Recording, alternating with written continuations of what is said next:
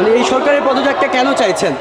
আজকে যে আমরা মিছিলে দাঁড়িয়েছি বা আমরা যে আন্দোলন নিয়ে দাঁড়িয়েছি, এই সরকারের ক্ষমতার পদত্যাগের জন্য আমরা দাঁড়িয়েছি। কারণ যত হত্যাকাণ্ড হয়েছে, যত গণহত্যা হয়েছে, আমাদের ভাই বোনরা মরেছে, সব কিছু তার নির্দেশেই হয়েছে। পুলিশ হচ্ছে সরকারের চামচা। পুলিশকে সে যেভাবে নির্দেশ দিয়েছে, র্যাবকে সে যেভাবে নির্দেশ দিয়েছে, ছাত্রলীগকে সে যেভাবে নির্দেশ দিয়েছে, তারা তাদের মতোই কাজ করেছে। সরকারের কারণে এসব হয়েছে। এই সরকার আমরা চাই না।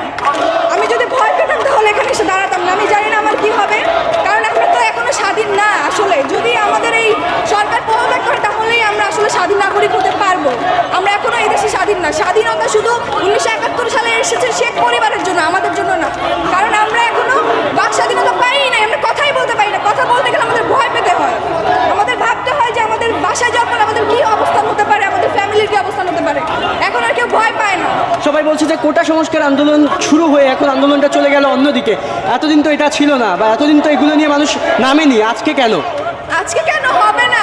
সব স্টুডেন্টরা হচ্ছে একটা ন্যায্য দাবি চেয়েছে। সেই ন্যায্য দাবি যদি সঠিকভাবে সঠিক সময় মানা হতো তাহলে আজকে এতগুলো হত্যাকাণ্ড হতো না, আর এতগুলো মানুষ এভাবে রাস্তায় নেমে